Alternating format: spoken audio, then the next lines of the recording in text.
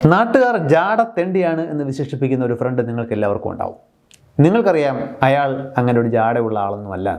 ഒരുപക്ഷെ നിങ്ങളുടെ കൂട്ടത്തിൽ ആർക്കെങ്കിലും ഈ ചീത്തപ്പേരുണ്ടായിരിക്കുകയും നിങ്ങൾ അങ്ങനെ അല്ല എന്ന് നിങ്ങൾക്കറിയാവുന്നതുകൊണ്ട് ചെറിയ വിഷമം നിങ്ങൾക്കുണ്ടായിരിക്കുകയും ചെയ്യാം. ഇപ്പോൾ ഇന്നത്തെ ഭാഷയിൽ അതിനൊരു പേരുണ്ട്, ഇൻവെർട്ടർ അല്ലേ? മലയാളത്തിൽ അന്തർമുഖത്വം എന്ന് വിളിക്കുന്ന ഇൻട്രോവേർഷനെ കുറിച്ചാണ് നമ്മളിന്ന് സംസാരിക്കാൻ പോകുന്നത്. നാട്ടുകാർക്കിടയിൽ ഒരുപാട് തെറ്റിദ്ധാരണകൾ ഈ കാര്യത്തെക്കുറിച്ചുണ്ട്. ഇൻട്രോവേർട്ടുകൾ അങ്ങനെയാണ് ഇങ്ങനെയാണ് എന്നൊക്കെയുള്ള ഒരുപാട് വാചകങ്ങൾ നമ്മൾ കേൾക്കാൻ സാധ്യതയുണ്ട്. ഇവിടെ നമ്മൾ സംസാരിക്കാൻ പോകുന്നത് അതിൻ്റെ സയൻസ് പാർട്ടാണ്. സൈക്കോളജിയുടെ കണ്ണിലൂടെ നോക്കുമ്പോൾ ശരിക്കും എന്താണ് ഈ ഇൻട്രോവേർഷൻ, എങ്ങനെയാണ് ഇൻട്രോവേർട്ടുകൾ വ്യത്യസ്തരാകുന്നത്, ഒരാളുടെ വ്യക്തിത്വം തീരുമാനിക്കുന്ന 5 പ്രധാന ഘടകങ്ങൾ എന്തൊക്കെയാണ് എന്ന് ചർച്ച ചെയ്യുന്ന ഒരു വീഡിയോ ഇതേ ചാനൽ മുമ്പ് ചെയ്തിട്ടുണ്ട്. അപ്പോൾ അത് താല്പര്യമുള്ളവർക്ക് ഒരിക്കൽ കൂടി കാണാൻ ഞാൻ റെക്കമെൻഡ് ചെയ്യുന്നു. The big 5 model of personality എന്നാണ് അത് അറിയപ്പെടുന്നത്. ഇൻട്രോവേർഷൻ, എക്സ്ട്രോവേർഷൻ എന്ന് പറയുന്ന ആ പ്രത്യേകത അവിടെ ആ വീഡിയോയിൽ നമ്മൾ സംസാരിച്ചിരുന്നു. ഇത് 2 എക്സ്ട്രീമുകളാണ്. ഒരു സാധാരണ ശരാശരി മനുഷ്യൻ്റെ വ്യക്തിത്വം ഈ 2 എക്സ്ട്രീമുകൾക്കിടയിൽ എവിടെയെങ്കിലും ആകും. മനസ്സിലാക്കാനുള്ള എളുപ്പത്തിന് നമ്മളെപ്പോഴും ആ എക്സ്ട്രീമുകളെക്കുറിച്ചാണ് സംസാരിക്കാറുള്ളത്. അപ്പോൾ ഇവിടെ എക്സ്ട്രീം ഇൻട്രോവേർഷൻ സൈഡിലോ എക്സ്ട്രീം എക്സ്ട്രോവേർഷൻ സൈഡിലോ നിൽക്കുന്ന ആളുകളുടെ പ്രത്യേകത എന്തൊക്കെയാണ്, ആ വ്യത്യാസം എങ്ങനെയാണ് എന്ന് പറഞ്ഞതിന് ശേഷം നമുക്ക് അതിൻ്റെ സയൻസിലേക്ക് വരാം. ഒരു മാനസികമായ ഒരു എനർജി ലെവൽ ഫീൽ ചെയ്യുന്നതിന് ഒരു ഇൻട്രോവേർട്ടും ഒരു എക്സ്ട്രോവേർട്ടും എന്ത് തരം സാമൂഹ്യ സാഹചര്യങ്ങളാണ് ഇഷ്ടപ്പെടുന്നത് എന്നുള്ളതിലാണ് ഇവർ തമ്മിലുള്ള പ്രധാന വ്യത്യാസം പ്രകടമാകുന്നത്. ഇൻട്രോവേർട്ടിന് ഒറ്റയ്ക്കിരിക്കാൻ താല്പര്യമുണ്ടാവും. അവർക്ക് ബഹളങ്ങളുള്ള ഒരു പാർട്ടിയോ വലിയ ഉത്സവങ്ങളോ പോലുള്ള ബഹളങ്ങൾ നിറഞ്ഞ സാഹചര്യങ്ങളിൽ താല്പര്യം വളരെ കുറവായിരിക്കും. പലപ്പോഴും അത്തരം സാഹചര്യങ്ങളിൽ നിന്നും മാറി നിൽക്കാനായിരിക്കും അവർ ശ്രമിക്കുന്നത്. അവർക്ക് ഒറ്റയ്ക്കിരിക്കുമ്പോൾ ബോറടിച്ചു എന്ന് വരില്ല. നേരെ മറിച്ച് എക്സ്ട്രോവേർഷൻ സൈഡിലേക്ക് വരുമ്പോൾ അവർ എപ്പോഴും ആളുകളുമായിട്ട് കൂടുതൽ സോഷ്യലൈസ് ചെയ്യുന്നതിലൂടെ അവർക്ക് കൂടുതൽ ഊർജം കിട്ടുന്നതായിട്ടാണ് നമുക്ക് അനുഭവപ്പെടുക. അവർ വളരെ പെട്ടെന്ന് ആക്റ്റീവായിട്ട് നിൽക്കുന്നതും പൊതുവെ ചാടി നടക്കുന്നു എന്നൊക്കെ നമ്മൾ പറയാറുണ്ട്. പെട്ടെന്ന് കാര്യങ്ങളിലേക്ക്, ലീഡർഷിപ്പ് സ്ഥാനങ്ങളിലേക്ക് വരുന്നതിനും മറ്റുള്ളവരിലേക്ക് സ്വന്തം ആ ഒരു എനർജി പകർന്നു കൊടുക്കുന്നതിലും ഒക്കെ അവർ വളരെ മിടുക്കരായിരിക്കും. അതുകൊണ്ട് കൂടുതൽ ആളുകളിൽ ശ്രദ്ധിക്കപ്പെടുന്നത് എക്സ്ട്രോവേർട്ടുകളായിരിക്കും. ഇനി ഇൻട്രോവേർട്ടുകളുടെയും എക്സ്ട്രോവേർട്ടുകളുടെയും കമ്മ്യൂണിക്കേഷൻ സ്റ്റൈൽ നോക്കിക്കഴിഞ്ഞാൽ അവർ ആശയവിനിമയം നടത്തുന്ന ശൈലിയിലും വ്യത്യാസമുണ്ട്. ഇൻട്രോവേർട്ടുകൾ പൊതുവെ സംസാരം ഇനിഷ്യേറ്റ് ചെയ്യാൻ മടിയുള്ളവരായിരിക്കും. അതായത് അവർ കുറച്ച് ചിന്തിച്ചിട്ടായിരിക്കും സംസാരിക്കുക. എക്സ്ട്രോവേർട്ടുകൾ അങ്ങനെയല്ല, അവർ ചിന്തിക്കുന്നതും സംസാരിക്കുന്നതും പലപ്പോഴും ഒരുമിച്ചായിരിക്കും. ഇൻട്രോവേർട്ടുകൾക്ക് പലപ്പോഴും ആ സംസാരിക്കുന്ന വിഷയത്തിൻ്റെ ആഴത്തിലായിരിക്കും താല്പര്യം. അവർക്ക് ഈ സ്മോൾ ടോക്ക് എന്ന് പറയുന്ന കൊച്ചു വർത്തമാനത്തിൽ താല്പര്യം ഉണ്ടാവില്ല. എന്നാൽ എക്സ്ട്രോവേർട്ടുകൾ അങ്ങനെയല്ല, അവർ വളരെ പെട്ടെന്ന് ആളുകളുമായിട്ട് സംസാരം തുടങ്ങുകയും പല വിഷയങ്ങൾ സംസാരിക്കുന്നതിൽ ആനന്ദം കണ്ടെത്തുകയും ചെയ്യുന്ന ആൾക്കാരായിരിക്കും. ഇൻട്രോവേർട്ടുകൾക്ക് പൊതുവിൽ 1-on-1 കോൺവെർസേഷൻസ് ആണ് കൂടുതൽ ഇഷ്ടം. അതായത് ഏതെങ്കിലും ഒരാളോട് വളരെ ആഴത്തിൽ സംസാരിക്കുന്നതിലായിരിക്കും അവർക്ക് താല്പര്യം ഉണ്ടാവുക. എക്സ്ട്രോവേർട്ടുകൾ അങ്ങനെയല്ല, അവർ വലിയ ഗ്രൂപ്പുകളിലാണ് ഏറ്റവും ഫുൾ ഫ്ലെഡ്ജഡായിട്ട് പ്രവർത്തിക്കുക. അവർക്ക് ആൾക്കൂട്ടത്തിൽ ഇടപെടുന്നതിൽ പ്രത്യേക സന്തോഷം ഉണ്ടാവും. ഇൻട്രോവേർട്ടുകൾ വിഷയത്തിൽ ആഴത്തിലുള്ള സംസാരമായിരിക്കും താല്പര്യപ്പെടുന്നത്. എക്സ്ട്രോവേർട്ടുകൾ പല വിഷയങ്ങളിൽ സംസാരിക്കാൻ താല്പര്യമുള്ള ആളുകളായിരിക്കും. അപ്പോൾ അവരെ സംബന്ധിച്ചിടത്തോളം കൊച്ചു വർത്തമാനങ്ങൾ എന്ന് പറയുന്നത് അവരുടെ സോഷ്യലൈസേഷൻ്റെയും അവർ മറ്റുള്ളവരിൽ നിന്നും എനർജി കണ്ടുപിടിക്കുന്നതിൻ്റെയും ഒക്കെ ഒരു പ്രധാന മാർഗ്ഗമായിട്ട് പ്രവർത്തിക്കും. ഇൻട്രോവേർട്ടുകൾ അങ്ങനെയല്ല. ഇൻട്രോവേർട്ടുകൾ പലപ്പോഴും ഒറ്റയ്ക്കായിരിക്കും ജോലി ചെയ്യുന്നതിന് പ്രിഫർ ചെയ്യുന്നത്. അവർക്ക് പതിയെ ഇരുന്ന് ചിന്തിച്ച് ഒരു പ്രോബ്ലം സോൾവിങ്ങിലേക്ക് എത്താനായിരിക്കും താല്പര്യം. എന്നാൽ എക്സ്ട്രോവേർട്ടുകൾ ഗ്രൂപ്പ് വർക്കിൽ കൂടുതൽ മിടുക്കും താല്പര്യവും കാണിക്കുന്നവരാണ്. അവർ ബ്രെയിൻ സ്റ്റോം ചെയ്യുമ്പോൾ വലിയൊരു ഗ്രൂപ്പിലിരുന്ന് ഒരുപാട് പേരോടൊപ്പം ഇരുന്ന് ആലോചിക്കുകയും അങ്ങനെ പ്രശ്നപരിഹാരത്തിലേക്ക് എത്തുകയും ചെയ്യുക എന്നുള്ളതായിരിക്കും എക്സ്ട്രോവേർട്ടുകളുടെ ശൈലി. അപ്പോൾ പറഞ്ഞു വരുന്നത് ഈ 2 എക്സ്ട്രീമിലുള്ള ഇൻട്രോവേർട്ടുകളും എക്സ്ട്രോവേർട്ടുകളും പല രീതിയിലും വ്യത്യസ്തരാണ് നമുക്ക് കാണാൻ പറ്റും. പക്ഷേ ഒരു ശരാശരി വ്യക്തി എപ്പോഴും ഇതിൻ്റെ എക്സ്ട്രീമിൽ എവിടെയെങ്കിലും ആയിരിക്കും. അതായത് ഒറ്റയ്ക്കിരിക്കുന്നതിലും ഡീപ്പായിട്ട് ചിന്തിക്കുന്നതിലുമൊക്കെ ചില സമയത്ത് താല്പര്യം കാണിക്കുന്ന ആൾ മറ്റു ചില സാഹചര്യങ്ങളിൽ ഗ്രൂപ്പിൽ ഇടപെടുന്നതിലും കൊച്ചു വർത്തമാനം നടത്തുന്നതിലും ഒക്കെ താല്പര്യം കാണിച്ചെന്നും വരാം. അപ്പോൾ അങ്ങനെയുള്ള ഇൻട്രോവേർട്ട് എക്സ്ട്രോവേർട്ട് എക്സ്ട്രീമുകൾക്കിടയിൽ നിൽക്കുന്ന ആ അവസ്ഥയെ നമ്മൾ പൊതുവിൽ ആംബിവേർഷൻ എന്ന് വിളിക്കാം. നേരത്തെ പറഞ്ഞത് ആവർത്തിക്കുന്നു, ആംബിവേർഷനാണ് കൂടുതൽ സാധാരണമായിട്ട് നമ്മൾ കാണുന്നത്. എക്സ്ട്രീം ലെവലിൽ നിൽക്കുന്ന എക്സ്ട്രോവേർട്ടുകളും എക്സ്ട്രീം ലെവലിൽ നിൽക്കുന്ന ഇൻട്രോവേർട്ടുകളും നമുക്ക് ആ തമ്മിലുള്ള പരസ്പര വ്യത്യാസം പെട്ടെന്ന് പ്രകടമാവും. ഇനി നമുക്ക് ഈ ഇൻട്രോവേർഷൻ എടുത്തു പറയുന്നത് പൊതുവിൽ എക്സ്ട്രോവേർട്ടുകളെ പ്രോത്സാഹിപ്പിക്കുന്ന, എക്സ്ട്രോവേർട്ടുകളാൽ ഡിസൈൻ ചെയ്യപ്പെട്ട ഒരു സാമൂഹിക സംവിധാനമാണ് നമ്മുടെ ചുറ്റും നമ്മൾ കാണുന്നത്. അപ്പോൾ അതുകൊണ്ട് തന്നെ ഇൻട്രോവേർട്ടുകൾക്ക് ഒരു അന്യഗ്രഹജീവി ഇമേജ് പലപ്പോഴും കിട്ടാറുണ്ട്. കാരണം സമൂഹം രൂപപ്പെട്ടിരിക്കുന്നത് എക്സ്ട്രോവേർട്ടുകളുടെ ഗുണങ്ങളെ കൂടുതൽ പ്രാധാന്യം കൊടുക്കുന്ന രീതിയിലാണ്. അപ്പോൾ അതുകൊണ്ടാണ് പലപ്പോഴും നമ്മൾ ഇൻവെർട്ടർ എന്നൊക്കെയുള്ള വാക്ക് ഉപയോഗിച്ച് ആ പ്രത്യേക വ്യക്തിത്വ പ്രത്യേകത ഉള്ള ആളുകളെ കൂടുതൽ ചർച്ചയ്ക്ക് എടുക്കുന്നത്. അപ്പോൾ നമ്മളിവിടെ സംസാരിക്കുന്നത് ആ ഇൻട്രോവേർഷനെ എങ്ങനെയാണ് പ്രവർത്തിക്കുന്നത് എന്നുള്ളതാണ്. അതായത് അതിൻ്റെ ന്യൂറോ സയൻസ്. ഇൻട്രോവേർഷൻ്റെയും എക്സ്ട്രോവേർഷൻ്റെയും ന്യൂറോളജിക്കലായിട്ടുള്ള രഹസ്യം മനസ്സിലാക്കണമെന്നുണ്ടെങ്കിൽ നമ്മൾ ആദ്യം മനസ്സിലാക്കേണ്ട സങ്കല്പം കോർട്ടിക്കൽ എറൗസൽ എന്ന് പറയുന്നൊരു സംഗതിയാണ്. അതായത് നമുക്കെല്ലാം നമ്മളുടെ പെർഫോമൻസിൻ്റെ പരമാവധി ഏറ്റവും സുഖകരമായി ചെയ്യുന്നതിന് മസ്തിഷ്കത്തിന് ഒരു പ്രത്യേക ലെവൽ ഓഫ് എറൗസൽ ആവശ്യമാണ്. അതായത് അത് മസ്തിഷ്കം ഉണർന്ന് പ്രവർത്തിക്കുന്ന പരമാവധി നന്നായി നമുക്ക് പെർഫോമൻസിന് സാധ്യതയുള്ള ഒരു ഒപ്റ്റിമം റേഞ്ച്. ഇവിടെയാണ് നമ്മൾ കോർട്ടിക്കൽ എറൗസൽ എന്ന് പറയുന്നത്. നമ്മുടെ മസ്തിഷ്കത്തിൻ്റെ ഏറ്റവും പുറം ഭാഗത്ത് കാണുന്ന സെറിബ്രൽ കോർട്ടക്സ് എന്ന് പറയുന്ന ആ ഭാഗത്ത്, പ്രത്യേകിച്ച് അതിൻ്റെ ഉപരിതല ഭാഗത്ത് എത്തുന്ന അവിടുത്തെ ആക്ടിവിറ്റി ലെവൽ, അവിടുത്തെ ന്യൂറോണൽ ആക്ടിവിറ്റി ലെവലാണ് നമ്മൾ എത്രത്തോളം എവേക്കാണ്, എത്രത്തോളം അലേർട്ടാണ് എന്നൊക്കെ തീരുമാനിക്കുന്നത്. അതിനെ നിയന്ത്രിക്കുന്നത് ചുറ്റുപാടുകളെക്കുറിച്ചുള്ള ഇൻഫർമേഷൻ നമ്മുടെ സെൻസറി ഇൻപുട്ടുകളിലൂടെ, അതായത് നാഡീ ശൃംഖലകളിൽ നിന്ന് നമുക്ക് കിട്ടുന്ന വിവിധ ഇന്ദ്രിയങ്ങളിലൂടെ നമുക്ക് ചുറ്റുപാടുകളെക്കുറിച്ച് കിട്ടുന്ന ആ സിഗ്നൽ എത്രത്തോളം ഈ കോർട്ടക്സിൽ എത്തുന്നുണ്ട് എന്നുള്ളതിനെ പ്രധാനമായിട്ടും ആശ്രയിച്ചാണ് ഈ കോർട്ടിക്കൽ എറൗസൽ ഇരിക്കുന്നത്. അപ്പോൾ നമ്മുടെ സ്പർശമായിക്കൊള്ളട്ടെ, സൗണ്ട് ആയിക്കൊള്ളട്ടെ, വിഷ്വൽ ആയിക്കൊള്ളട്ടെ, ഇങ്ങനെ ചുറ്റുപാടുകളെക്കുറിച്ചിട്ടുള്ള നാഡീ സിഗ്നലുകൾ നേരെ നമ്മുടെ കോർട്ടക്സിലേക്ക് എത്തില്ല. അത് നമ്മുടെ ബ്രെയിൻ സ്റ്റെം എന്ന് പറയുന്നത് മസ്തിഷ്കത്തിൻ്റെ ഏറ്റവും പ്രിമിറ്റീവായിട്ടുള്ള, അതായത് ജീവികളുടെ ചരിത്രം എടുത്തു കഴിഞ്ഞാൽ നമ്മുടെ മസ്തിഷ്കത്തിൽ ഏറ്റവും പരിണാമപരമായിട്ട് ആദ്യം ഉണ്ടാകുന്ന ഭാഗങ്ങളിലൊന്നാണ് ഈ ബ്രെയിൻ സ്റ്റെം എന്ന് പറയുന്നത്. ആ ബ്രെയിൻ സ്റ്റെമ്മിൽ നിന്നും റെറ്റിക്കുലർ ആക്ടിവേറ്റിംഗ് സിസ്റ്റം എന്ന് വിളിക്കുന്ന ഒരു പ്രത്യേക നാഡീ ശൃംഖല വഴിയാണ് ഈ ന്യൂറൽ സിഗ്നലുകൾ, അതായത് സെൻസറി ഇൻപുട്ടുകൾ നമ്മളുടെ മസ്തിഷ്കത്തിൻ്റെ കോർട്ടക്സിലേക്ക് എത്തുന്നത്. അപ്പോൾ ഈ RAS എന്ന് പറയുന്ന റെറ്റിക്കുലർ ആക്ടിവേറ്റിംഗ് സിസ്റ്റമാണ് ഒരു ഗേറ്റായിട്ട് പ്രവർത്തിക്കുന്നത്. എത്രത്തോളം സിഗ്നലുകളെ അങ്ങോട്ട് കടത്തി വിടണം എന്നൊക്കെയുള്ള നിയന്ത്രണം നടക്കുന്നത് പ്രധാനമായിട്ടും ഈ RASലാണ്. ചിലയിടങ്ങളിൽ അതിനെ ascending reticular activating system ARAS എന്നും വിളിക്കാറുണ്ട്. കാരണം ബ്രെയിൻ സ്റ്റെമ്മിൽ നിന്നും മുകളിലേക്ക് അസെൻഡിങ് ആയിട്ടുള്ള ഡയറക്ഷനിലാണ് ഈ സെൻസറി സിഗ്നലുകൾ പോകുന്നത് എന്നുള്ളതുകൊണ്ട്.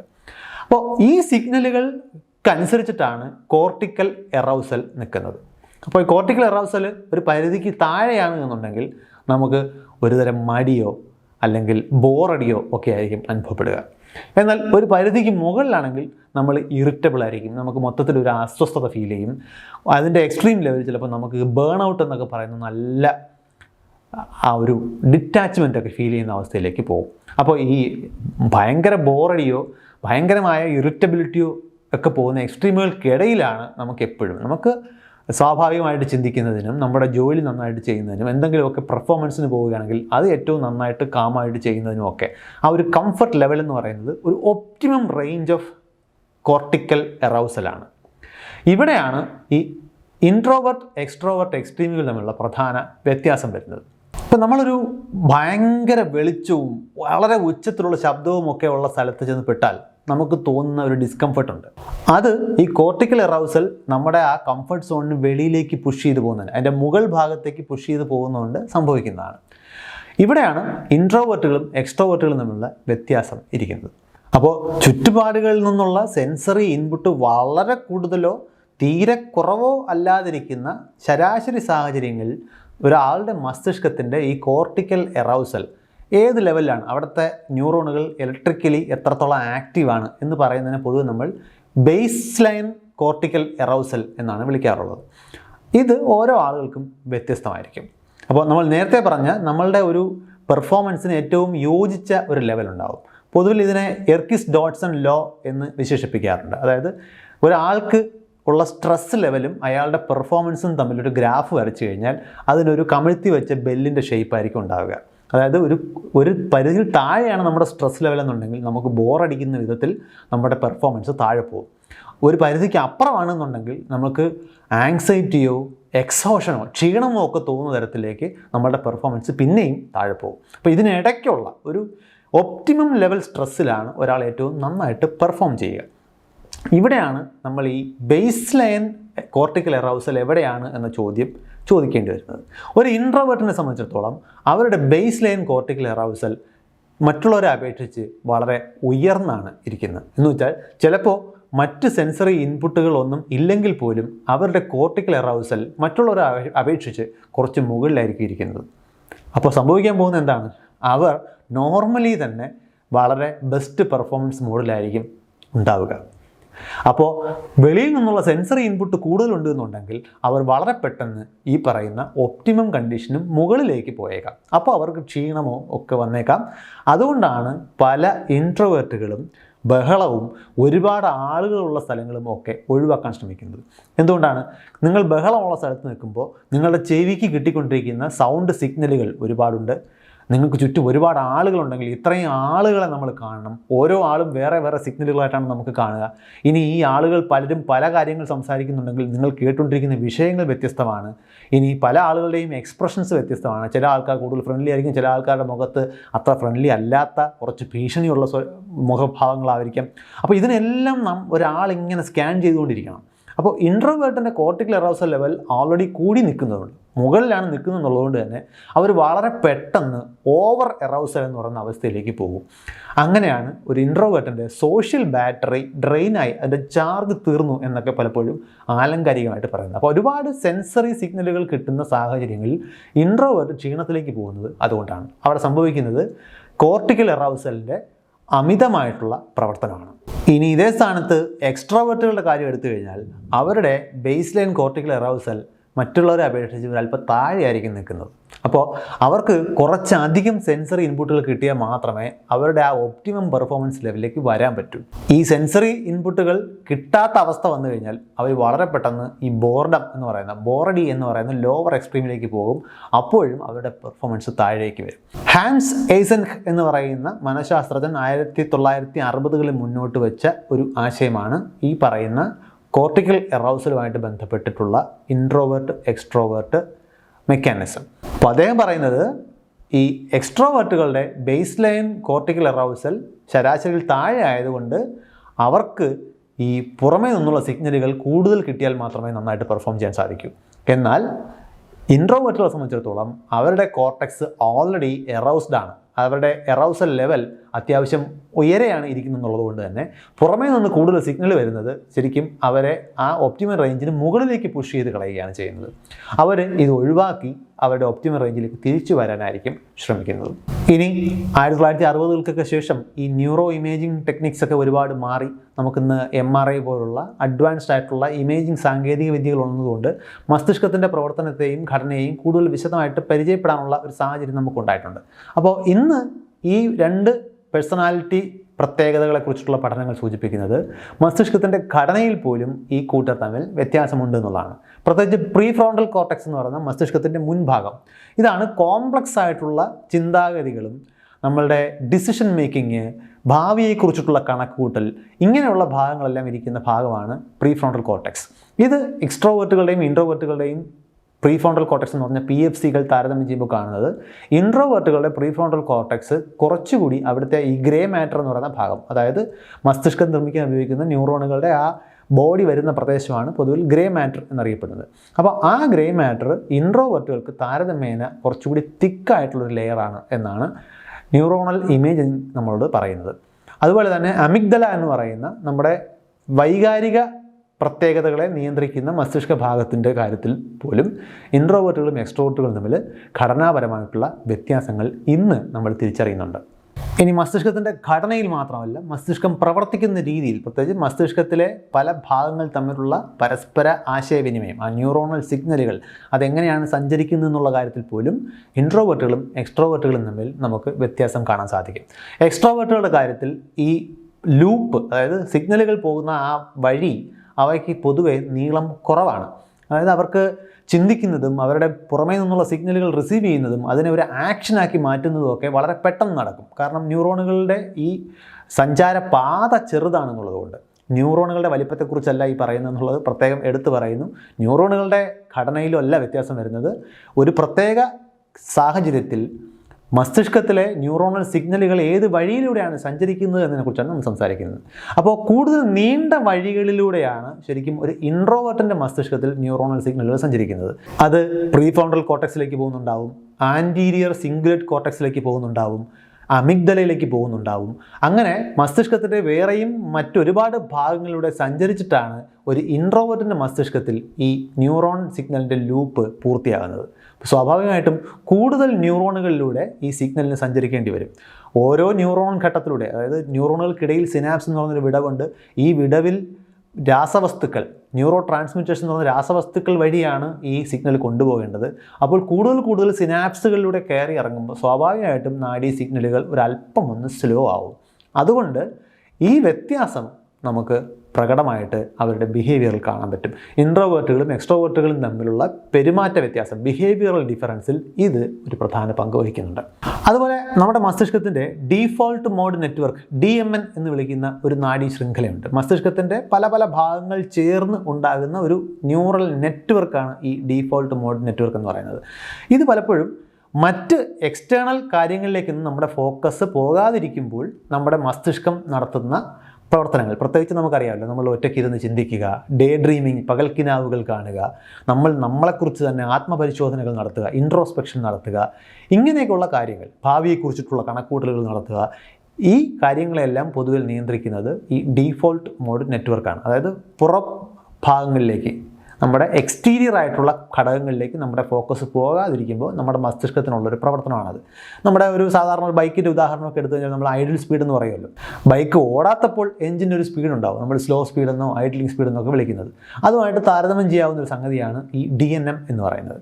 അപ്പോൾ റിലാക്സ്ഡ് ആയിട്ടിരിക്കുമ്പോൾ, റെസ്റ്റിലായിരിക്കുമ്പോൾ ഈ DMNൻ്റെ പ്രവർത്തനം ഇൻട്രോവേർട്ടുകൾ അതിൻ്റെ മുൻഭാഗമാണ് കൂടുതൽ ആക്റ്റീവ് ആയിരിക്കുന്നുണ്ടെങ്കിൽ എക്സ്ട്രോവേർട്ടുകൾ അതിൻ്റെ പിൻഭാഗമാണ് കൂടുതൽ ആക്റ്റീവ് ആയിരിക്കുന്നത്. അതായത് ഇതിൻ്റെ പ്രവർത്തനത്തിൽ ഈ രണ്ട് കൂട്ടരും തമ്മിൽ വ്യത്യാസമുണ്ട്. ഈ വ്യത്യാസം പ്രകടമാകുന്നത് DMNൻ്റെ മുൻഭാഗം കൂടുതൽ ആക്റ്റീവ് ആയിരിക്കുമ്പോൾ കൂടുതൽ ചിന്തിച്ച്, കൂടുതൽ കാര്യങ്ങൾ പരിഗണിച്ച്, കൂടുതൽ ഘടകങ്ങളെ കൂട്ടി യോജിപ്പിച്ചായിരിക്കും ആ ആൾ ചിന്തിക്കുന്നത്. എന്നാൽ പിൻഭാഗത്താവുമ്പോൾ വളരെ ക്വിക്കായിട്ടായിരിക്കും ഈ ചിന്തയും അതിൻ്റെ പേരുള്ള തീരുമാനങ്ങളും ഒക്കെ ഉണ്ടാകുന്നത്. ഇതും ഇൻട്രോവേർട്ടുകളുടെയും എക്സ്ട്രോവേർട്ടുകളുടെയും പെരുമാറ്റ രീതിയിലുള്ള വ്യത്യാസമായിട്ട് നമുക്ക് പ്രകടമാവും. അപ്പോൾ പറഞ്ഞു വരുന്നത്, ഈ ഇൻട്രോവേർഷൻ എന്ന് പറയുന്നത് നമ്മുടെ മസ്തിഷ്കത്തിൻ്റെ പ്രവർത്തനത്തിൽ തന്നെ വ്യത്യസ്തതയുള്ള ഒരു പേഴ്സണാലിറ്റി ട്രേറ്റാണ്. പക്ഷേ പലപ്പോഴും നമ്മുടെ പൊതുജനം ഇതിനെ അങ്ങനെയല്ല കാണുന്നത്. ഞാൻ നേരത്തെ പറഞ്ഞത് ആവർത്തിക്കുന്നു, ഈ സമൂഹം ബിൽഡ് ചെയ്യുന്നതിൽ പ്രധാന പങ്ക് വഹിച്ചേക്കുന്നത് മിക്കപ്പോഴും എക്സ്ട്രാവേർട്ടുകളാണ് എന്നുള്ളത് കൊണ്ട് തന്നെ സമൂഹത്തിലെ സ്റ്റാൻഡേർഡുകൾ എക്സ്ട്രാവേർട്ടുകൾക്ക് അനുകൂലമായിട്ടാണ് പലപ്പോഴും ഉണ്ടായിട്ടുള്ളത്. അപ്പോൾ അതുകൊണ്ട് തന്നെ ഇൻട്രോവേർട്ടുകളെ ഒരു പാരലൽ വേൾഡിൽ ജീവിക്കുന്ന മറ്റ് ജീവികളായിട്ട് കാണാനുള്ളൊരു പ്രവണത നമുക്ക് ചുറ്റുമുണ്ട്.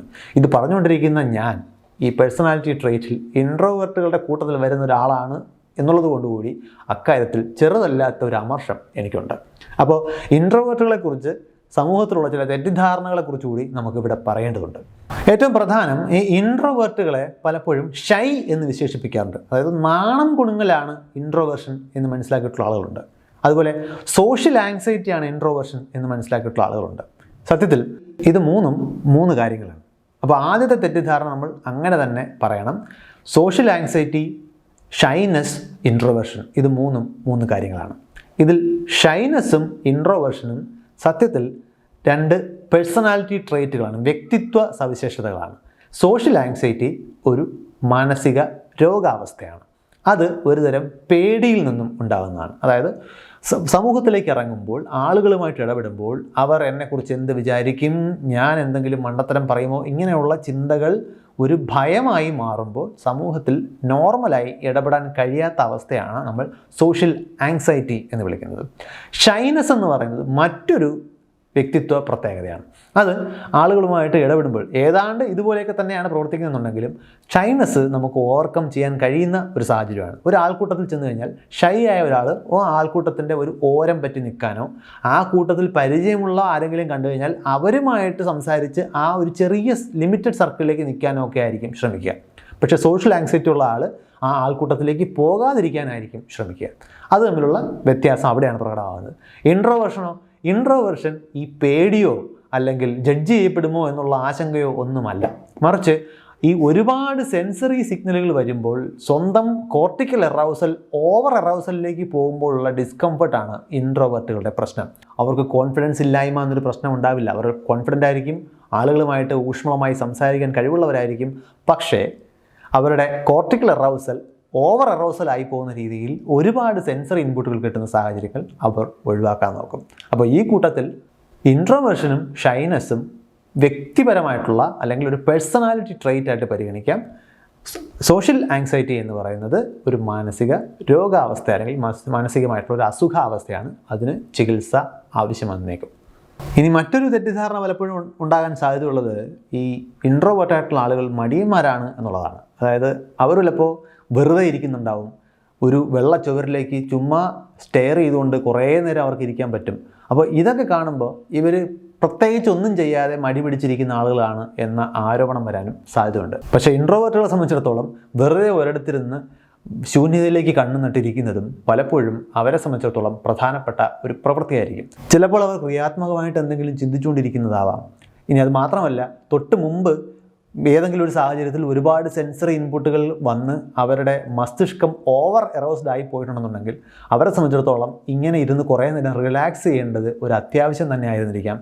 അവർക്ക് ഓർമ്മകൾ രൂപീകരിക്കുന്നതിനും അവരുടെ മസ്തിഷ്കത്തെ കൂടുതൽ റിലാക്സ് ചെയ്യുന്നതിനും ചിലപ്പോൾ ഇത്തരം ലോങ് സിറ്റിങ് ആവശ്യം വരുന്നതുകൊണ്ടും ആകാം. അത് മടിയാണ് എന്ന് തെറ്റിദ്ധരിക്കാൻ പാടില്ല. അപ്പോൾ ഇൻട്രോവേർട്ടുകളെ കുറിച്ചിട്ടുള്ള ഈ വിശദീകരണം കേൾക്കുമ്പോൾ ചിലപ്പോഴെങ്കിലും നമുക്ക് തോന്നാൻ സാധ്യതയുള്ളൊരു കാര്യം, ഇവരെ കൊണ്ട് ഒരു ആൾക്കൂട്ടത്തെ നിയന്ത്രിക്കാനോ ലീഡർഷിപ്പ് എന്ന് പറയുന്ന പൊസിഷനിലേക്ക് വരാനോ സാധിക്കില്ല എന്നുള്ളതാണ്. എന്നാൽ അതും തെറ്റാണ്. നമ്മൾ ലോകത്തിൻ്റെ ചരിത്രം എടുത്തു കഴിഞ്ഞാൽ ഒരുപാട് ലോക നേതാക്കൾക്ക് ഇൻട്രോവേർഷൻ എന്ന് പറയുന്ന വ്യക്തിത്വ സവിശേഷത ഉണ്ടായിരുന്നു. ഇന്ത്യയുടെ രാഷ്ട്രപിതാവ് എന്ന് നമ്മൾ വിളിക്കുന്ന മഹാത്മാഗാന്ധി ഒരു ഇൻട്രോവേർട്ടായിരുന്നു. എബ്രഹാം ലിങ്കൺ ഒരു ഇൻട്രോവേർട്ടായിരുന്നു. ഇങ്ങനെ ഒരുപാട് ആളുകൾ ഇൻട്രോവേർഷൻ എന്ന് പറയുന്ന വ്യക്തിത്വ പ്രത്യേകത കൊണ്ട് തന്നെ വലിയ ആൾക്കൂട്ടങ്ങളെ നയിക്കാൻ കേപ്പബിളായിട്ടുള്ള നേതാക്കളായിട്ട് മാറിയിട്ടുണ്ട്. അവിടെ എന്താണ് സംഭവിക്കുന്നത്? എക്സ്ട്രോവേർട്ടുകളായിട്ടുള്ള നേതാക്കൾ ഒരുപാടുണ്ട്, അവരായിരിക്കും കൂടുതൽ ശ്രദ്ധ നേടുന്നത് എന്നുള്ളതൊക്കെ ശരിയാണെങ്കിലും ഇൻട്രോവേർട്ടുകൾക്ക് അവർ പതിയെ ചിന്തിച്ചാണ് തീരുമാനമെടുക്കുന്നത്. അവർ കൂടുതൽ നേരവും ഒബ്സർവ് ചെയ്യുകയാണ് ചെയ്യുന്നത് കൊണ്ട് ഒരു പ്രശ്നത്തെ കൂടുതൽ മുൻകൂട്ടി കാണുന്നതിനും കൂടുതൽ മുന്നിലേക്ക് അതിൻ്റെ പരിഹാരത്തെക്കുറിച്ച് ചിന്തിക്കുന്നതിനും കൂടുതൽ വിവരങ്ങൾ ശേഖരിച്ചതിന് ശേഷം പതിയെ ഒരു തീരുമാനത്തിലേക്ക് എത്തുന്നതിനുമൊക്കെയുള്ള കഴിവ് കൂടുതലായതുകൊണ്ട് തന്നെ കൂടുതൽ ഇൻഫ്ലുവൻഷ്യൽ ആയിട്ടുള്ള നേതാവാകാനുള്ള സാധ്യത ഇൻട്രോവേർട്ടുകൾക്കും ഒളിഞ്ഞു കിടപ്പുണ്ട്. അവർക്ക് ആൾക്കൂട്ടത്തെ അവർ പേടിക്കുന്നതല്ല, മറിച്ച് ആൾക്കൂട്ടത്തിൽ നിന്ന് കിട്ടുന്ന സെൻസറി ഇൻപുട്ട് അവരുടെ മസ്തിഷ്കത്തിൽ ഉണ്ടാക്കുന്ന ഓവർ അറോസൽ ഒഴിവാക്കാനാണ് ഇൻട്രോവേർട്ടുകൾ ശ്രമിക്കുന്നത് എന്നത് നമ്മളിവിടെ ഓർത്തെടുക്കണം. അവർക്ക് പേടി ഉണ്ട് എന്നല്ല അതിൻ്റെ അർത്ഥം. അപ്പോൾ എടുത്തു പറയേണ്ട ഒരു ഉദാഹരണം ഇവിടെ ഒരുപക്ഷെ ഓർമ്മ വരുന്നത് നമ്മുടെ മലയാളത്തിൻ്റെ മഹാനടനായിട്ടുള്ള മോഹൻലാലിൻ്റെ കാര്യമാണ്. അദ്ദേഹം ഒരു ഇൻ്റർവ്യൂവിൽ ഒരു ചോദ്യം അഭിമുഖീകരിക്കുന്നത് ഞാൻ കണ്ടിട്ടുണ്ട്. ഇൻ്റർവ്യൂവർ ചോദിക്കുന്നത്, ഒറ്റയ്ക്കിരിക്കുമ്പോൾ ലാലേട്ടൻ ബോറടി മാറ്റാൻ എന്താണ് ചെയ്യുന്നത് എന്നുള്ളതാണ്. അദ്ദേഹം അതിന് കൊടുക്കുന്ന മറുപടി, എനിക്കങ്ങനെ ഒറ്റയ്ക്കിരിക്കുമ്പോൾ ബോറടിക്കാറില്ല എന്നുള്ളതാണ്. പൊതുവെ അദ്ദേഹത്തിന് മുകളിൽ ആരോപിക്കപ്പെടുന്ന ഇൻ്റർവ്യൂവിൽ ചോദ്യങ്ങളിൽ നിന്നും ഒഴിഞ്ഞു മാറുക എന്ന് പറയുന്ന ഒരു പ്രവണതയുടെ ഫലമാണ് അത് എന്ന് ചിലപ്പോഴൊക്കെ തോന്നാമെങ്കിലും ഞാനതിനെ വ്യക്തിപരമായിട്ട് കാണുന്നത് അദ്ദേഹത്തിൻ്റെ ഉള്ളിലുള്ള അന്തർമുഖത്വം എന്ന് പറയുന്ന പേഴ്സണാലിറ്റി ട്രേറ്റിൻ്റെ ഒരു ക്ലാസ് 1 മാനിഫെസ്റ്റേഷൻ, ഏറ്റവും നല്ലൊരു പ്രതിഫലനമാണ് ആ ഉത്തരം എന്നുള്ളതാണ്. അത് സത്യമായിരിക്കാൻ തന്നെയാണ് സാധ്യത. ഇൻട്രോവേർട്ടായിട്ടുള്ള ഒരാളിനെ സംബന്ധിച്ചിടത്തോളം ഒറ്റയ്ക്കിരിക്കുന്നത് അവർക്ക് വളരെ ക്രിയാത്മകമായിട്ട് ഉപയോഗിക്കാൻ കഴിയുന്ന ഒരു സാഹചര്യമാണ്. അവർക്ക് സാധാരണക്കാർക്കുണ്ടാകുന്നത് പോലെ ബോറടി എന്ന് പറയുന്ന ഒരു അസ്വസ്ഥത അല്ലെങ്കിൽ ഒരു ഡിസ്കംഫർട്ട് ഉണ്ടാകാനുള്ള സാധ്യത കുറവാണ്. ഇനി ചിലരെങ്കിലും ചികിത്സിച്ച് മാറ്റാവുന്ന ഒരു പ്രശ്നമാണ് ഇൻട്രോവേർഷൻ എന്ന് കരുതുന്നുണ്ട്. അതായത് എല്ലാവരെയും പോലെ എല്ലാവരോടും അങ്ങോട്ട് കയറി മിണ്ടുക, കുശലം പറയുക, കൊച്ചു വർത്തമാനം പറയുക, സോഷ്യലൈസ് ചെയ്യുക, ഇങ്ങനെയുള്ള സോഷ്യൽ സ്റ്റാൻഡേർഡ്സിനോട് ഉയരാൻ കഴിയാത്ത ആളുകൾക്ക് എന്തോ പ്രശ്നമാണ് എന്നും അത് ചികിത്സിച്ചോ മറ്റെന്തെങ്കിലും തരത്തിലുള്ള ഇടപെടലിലൂടെയോ മാറ്റേണ്ടതുണ്ട് എന്ന് നിങ്ങൾ കരുതുന്നുണ്ടെങ്കിൽ അത് തെറ്റാണ്. ഇൻട്രോവേർഷൻ നമ്മൾ നേരത്തെ പറഞ്ഞതുപോലെ ഒരു വ്യക്തിത്വ പ്രത്യേകതയാണ്. അത് മസ്തിഷ്കത്തിൽ ഘടനാപരമായിട്ടും മസ്തിഷ്ക പ്രവർത്തനങ്ങളുടെ രൂപത്തിലുമൊക്കെ വ്യത്യസ്തമായിരിക്കുന്ന ചില കാര്യങ്ങളാണ് ഈ അന്തർമുഖത്വത്തിലേക്ക് നയിക്കുന്നത്. പഠനങ്ങൾ പറയുന്നത് ഒരു 40 മുതൽ 50% വരെ ഇത് ഹെറിഡിറ്റിയുടെ ഭാഗമായിട്ട് കിട്ടാം എന്നുള്ളതാണ്. അത് ജനിതകപരമായിട്ട് നിങ്ങൾക്ക് കൈമാറി കിട്ടാനുള്ള സാധ്യത ഈ ഇൻട്രോവേർഷന് ഉണ്ട്. പിന്നെ വ്യക്തി വളർന്നു വരുന്ന സാഹചര്യങ്ങൾ അയാളുടെ മസ്തിഷ്കം എങ്ങനെ രൂപപ്പെടുന്നു എന്നുള്ളതും ഇതിലേക്ക് കോൺട്രിബ്യൂട്ട് ചെയ്തേക്കാം. എന്തായാലും ഇത് ചികിത്സ ആവശ്യമുള്ള, ഇടപെടൽ ആവശ്യമുള്ള ഒരു പ്രശ്നമല്ല. അത് എല്ലാ വ്യക്തികളും പല രീതിയിൽ വ്യത്യസ്തരാണ് എന്ന് പറയുന്നത് പോലെ ചില വ്യക്തികൾ വ്യത്യസ്തരായിരിക്കുന്ന ഒരു മെത്തേഡ്, ഒരു മീൻസ് മാത്രമാണ് ഇൻട്രോവേർഷൻ എന്നുള്ളത്. പലപ്പോഴും ഈ ഇൻട്രോവേർട്ട് പ്രത്യേകത ഉള്ള ആളുകൾ തന്നെ തങ്ങളുടേത് ഇൻട്രോവേർഷനാണ് എന്ന് തിരിച്ചറിയാത്ത സാഹചര്യങ്ങളുണ്ട്. വ്യക്തിപരമായിട്ടുള്ള സംസാരത്തിൽ പല ആളുകളും എന്നോട് പല ചോദ്യങ്ങളും ചോദിക്കുമ്പോൾ എനിക്കത് കൗതുകരമായിട്ട് തോന്നിയിട്ടുണ്ട്. ഉദാഹരണത്തിന്, ഞാൻ വളരെ ആസ്വദിച്ച ഒരു കല്യാണ ഫംഗ്ഷൻ, എൻ്റെ കസിൻ്റെ കല്യാണമായിരുന്നു. ഞാൻ വളരെ ആസ്വദിച്ചു. It was A very great experience. പക്ഷേ അത് കഴിഞ്ഞപ്പോൾ ഞാൻ ഭയങ്കരമായിട്ട് ക്ഷീണിച്ചു. ഞാൻ വളരെ ആസ്വദിച്ചിട്ട് പോലും എനിക്ക് എന്തുകൊണ്ടാണ് ഈ ക്ഷീണം വന്നത്, എനിക്ക് കുറച്ച് നേരത്തേക്ക് ആരെയും കാണാൻ തോന്നിയില്ല, എനിക്ക് ഒറ്റയ്ക്കിരിക്കാൻ തോന്നി എന്നൊക്കെ എന്നോട് ഒന്നൊരു പ്രശ്നം പോലെ അവതരിപ്പിച്ച ആളുകളുണ്ട്. സത്യത്തിൽ അതൊരു ക്ലാസിക് ഇൻട്രോവേർട്ട് ലക്ഷണമാണ്. അതായത് നിങ്ങൾ വലിയൊരു ഫംഗ്ഷൻ അറ്റൻഡ് ചെയ്യുകയാണ്, നിങ്ങൾക്ക് സന്തോഷം തരുന്നൊരു ഫംഗ്ഷൻ തന്നെയാണ്, നിങ്ങളുടെ പ്രിയപ്പെട്ട ഒരാളുടെ വിവാഹമോ മറ്റോ ആയിരിക്കാം.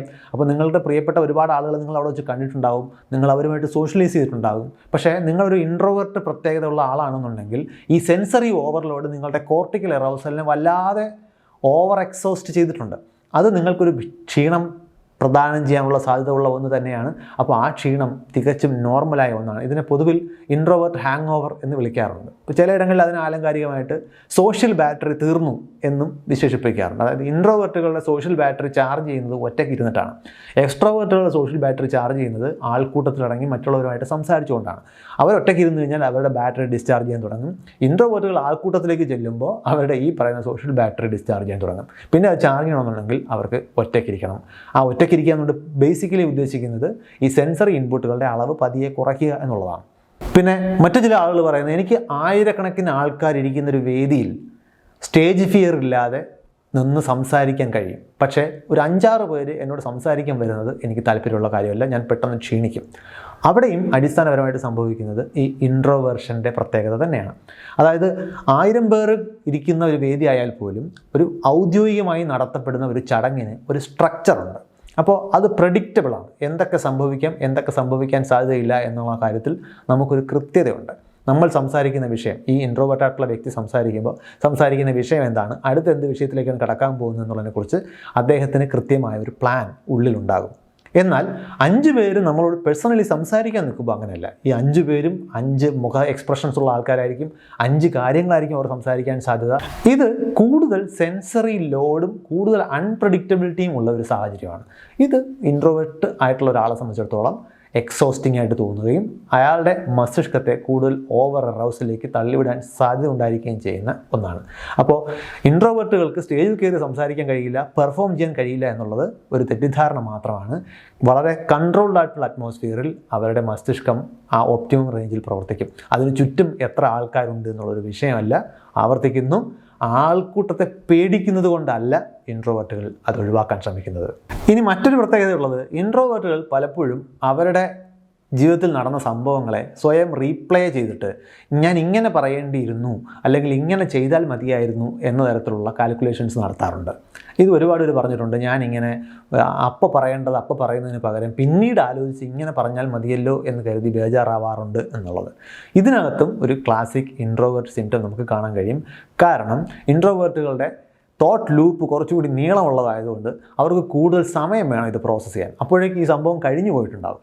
പക്ഷേ ആ തോട്ട് അവരുടെ മനസ്സിൽ കിടക്കുന്നുണ്ട്, അത് ഇങ്ങനെ പറഞ്ഞാൽ മതിയായിരുന്നു എന്നുള്ളൊരു നിഗമനത്തിലേക്ക് പിന്നീട് അവർ എത്തും. അത് പറയാനുള്ള സാഹചര്യം നഷ്ടപ്പെട്ടു കഴിഞ്ഞു എങ്കിൽ പോലും. അപ്പോൾ ഇതൊന്നും അസ്വാഭാവികമെന്നോ അല്ലെങ്കിൽ എന്തെങ്കിലും കുഴപ്പമാണെന്നോ വിശേഷിപ്പിക്കേണ്ട കാര്യങ്ങളല്ല. ഇതെല്ലാം ഒരു പേഴ്സണാലിറ്റി ട്രെയ്റ്റിൻ്റെ അനന്തരഫലങ്ങളോ പ്രതിഫലനങ്ങളോ മാത്രമാണ്. ഇനി ആവർത്തിച്ച് പറയേണ്ട ഒരു കാര്യം, ഇതൊരു മാനസിക രോഗം ആയിട്ടല്ല പരിഗണിക്കേണ്ടത്. അതൊരു പേഴ്സണാലിറ്റി ട്രെയ്റ്റ് ആയതുകൊണ്ട് തന്നെ ഇതിന് ചികിത്സയുടെ ആവശ്യം ഇല്ല. ഇനി സോഷ്യൽ ആങ്സൈറ്റി ഒരു ഡിസോർഡർ ആണ് എന്നുള്ളതും ഇതൊരു പേഴ്സണാലിറ്റി ട്രെയ്റ്റ് ആണ് എന്നുള്ളതും ചേർത്ത് വായിക്കുമ്പോൾ ഇത് രണ്ടും വേറെ വേറെ മാത്രമായിട്ടേ കാണൂ എന്ന് വിചാരിക്കരുത്. സോഷ്യൽ ആങ്സൈറ്റി എന്ന് പറയുന്ന അസുഖമുള്ള ഒരാൾ ഒരുപക്ഷെ ഇൻട്രോവേർട്ടായിരിക്കാം. അപ്പോൾ അങ്ങനെയാണെന്നുണ്ടെങ്കിൽ അത്തരം ആളുകൾ ജീവിതത്തിൽ നേരിടുന്ന എന്തെങ്കിലും പ്രശ്നങ്ങൾ പലപ്പോഴും ഇൻട്രോവേർഷൻ കൊണ്ടാണോ അതോ സോഷ്യൽ ആങ്സൈറ്റി കൊണ്ടാണോ എന്ന് വേർതിരിച്ചറിയാൻ കഴിയാത്ത സാഹചര്യങ്ങൾ ഉണ്ടാകാം. പറഞ്ഞു വരുന്നത്, ഞാൻ സംസാരിച്ചു കൊണ്ടിരിക്കുന്നത് ഒരു മനഃശാസ്ത്രജ്ഞൻ്റെ ആധികാരികതയോടുകൂടിയല്ല. ഈ പേഴ്സണാലിറ്റി ട്രെയ്റ്റിനെ കുറിച്ചിട്ടുള്ള അടിസ്ഥാന ശാസ്ത്രം മനസ്സിലാക്കാൻ ശ്രമിച്ചതിൻ്റെ അടിസ്ഥാനത്തിൽ പങ്കുവെക്കുന്ന വിവരങ്ങളാണിത്. ഫിസിക്സിലെയോ കെമിസ്ട്രിയിലെയോ പോലെ ഹാർഡ് ആൻഡ് ഫാസ്റ്റ് നിയമങ്ങൾ സൈക്കോളജിയിലും ന്യൂറോ സയൻസിലും നിലവിലില്ല. പലപ്പോഴും ഒരുപാട് സിദ്ധാന്തങ്ങൾ ഒന്നിന് പകരം മറ്റൊന്ന് എന്ന രീതിയിൽ പരസ്പരം കോംപ്ലിമെൻ്റ് ചെയ്യുന്ന രീതിയിലാണ് ഇത്തരം ശാസ്ത്രശാഖകൾ പ്രവർത്തിക്കുന്നത്. അപ്പോൾ മാനസികമായി എന്തെങ്കിലും ഡിസ്കംഫർട്ട് ഉണ്ട് എന്നുണ്ടെങ്കിൽ അതിന് ഇത്തരത്തിലുള്ള വീഡിയോകൾ കേട്ടുകൊണ്ടല്ല നമ്മൾ പരിഹാരം കാണേണ്ടത്. അതിന് ക്വാളിഫൈഡ് ആയിട്ടുള്ള ഒരു മെൻ്റൽ ഹെൽത്ത് പ്രൊഫഷണലിൻ്റെ സഹായം തേടേണ്ടി വരും. ഇത് പറയാൻ കാരണം സോഷ്യൽ ആങ്സൈറ്റി എന്ന് പറയുന്നത് ഒരുപക്ഷെ ചികിത്സ ആവശ്യം വന്നേക്കാവുന്ന ഒരു സാഹചര്യമാണ്. ഇൻട്രോവേർഷൻ ഒരു വ്യക്തിത്വ സവിശേഷതയാണ്. ഇത് തമ്മിൽ ഒരുമിച്ചുണ്ടാകാനുള്ള സാധ്യതയുണ്ട്. അപ്പോൾ അതൊക്കെ കൃത്യമായി മനസ്സിലാക്കണമെന്നുണ്ടെങ്കിൽ ഏതെങ്കിലും ഒരു വീഡിയോയോ ഏതെങ്കിലും ഒരു സോഷ്യൽ മീഡിയ ഇൻഫ്ലുവൻസറുടെ റീലോ കൊണ്ട് സാധിക്കില്ല. അതിന് ആ പണി അറിയാവുന്ന ആരുടെയെങ്കിലും സഹായം തന്നെ നമ്മൾ തേടേണ്ടതുണ്ട്. മറ്റൊരു വിഷയമായിട്ട് നമുക്ക് പിന്നെയും കാണാം.